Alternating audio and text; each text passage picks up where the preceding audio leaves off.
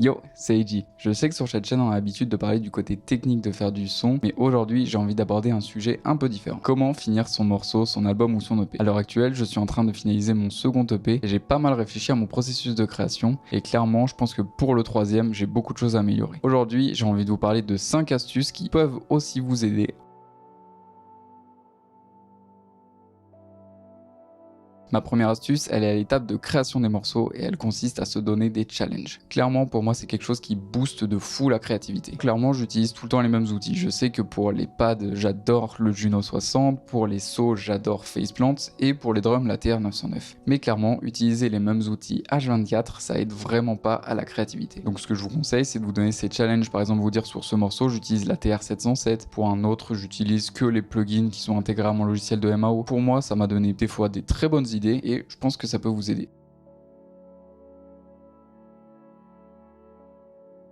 Ma seconde astuce, elle consiste à ne surtout pas se donner de deadline. On pourrait se dire c'est un petit peu contre-productif, surtout par rapport à ce que je vous ai dit au niveau des challenges juste avant. On pourrait se dire de créer un EP en 15 jours, ça peut être une très bonne idée. Clairement, je l'ai fait et non.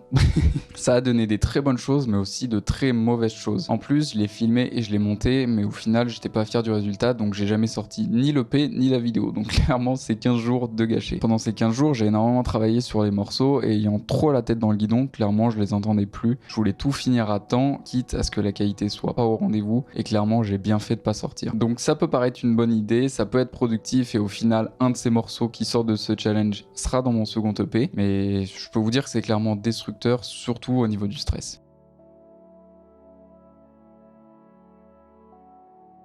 On va s'éloigner un petit peu de la philosophie de création et revenir vraiment à la musique. Quelque chose que j'ai vraiment mal fait pendant des années, c'est ne pas réfléchir au mixage pendant que je faisais mon morceau. Et clairement, je le paye encore sur mon second EP. Ça fait des mois, voire presque même un an que les morceaux sont finis et ils sont à l'étape de mixage. Déjà parce que vraiment je suis pas fort au mix, mais je suis persuadé que si j'avais réfléchi au moment de la création à quel instrument occupera le bas du spectre, le milieu du spectre et le haut du spectre, je pense qu'à l'heure actuelle, l'EP serait déjà sorti. Donc conseil numéro 3, réfléchissez vraiment à comment vous construisez votre musique pendant que vous la créez. Ça peut vous sauver, je pense, des mois de mix.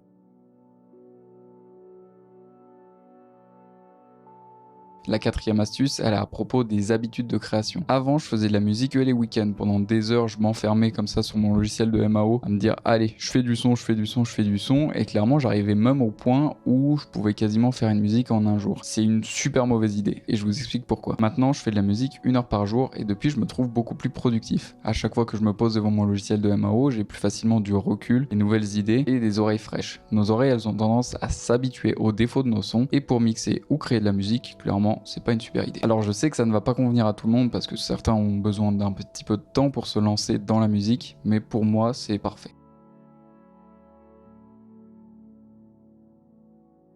Le dernier point pour moi est le plus dur à mettre en place, mais clairement je pense que ça risque d'être le plus bénéfique. C'est accepter de sortir des choses imparfaites. On a l'habitude de vouloir tout contrôler dans nos morceaux, le moindre petit détail, et on y accorde vraiment de l'importance et ça peut nous faire perdre des heures, voire des jours pour clairement des détails que personne n'entendra. Pour moi, il faut que j'arrive à accepter ça et que j'arrive à sortir plus de morceaux. À l'heure actuelle, mon premier EP est sorti il y a maintenant presque 2 ans et depuis, plus rien. Avec cet EP, je suis peut-être apparu sous le radar de 3 ou 4 personnes qui ont kiffé les morceaux et qui attendaient la suite, mais étant trop perfectionniste, j'en ai sorti aucun et depuis je pense qu'ils sont clairement désintéressés. J'avais accepté de sortir des morceaux sur lesquels je m'attarde moins sur les détails, ça aurait peut-être pu me permettre de garder l'attention de ces personnes. Les premiers morceaux ou albums des personnes connues à l'heure actuelle ont des défauts et il faut accepter aussi d'en avoir dans nos morceaux. N'hésitez pas à aller streamer mon EP Lift Off, il est dispo sur toutes les plateformes, mettez-moi un petit j'aime, un commentaire et je vous dis à la prochaine.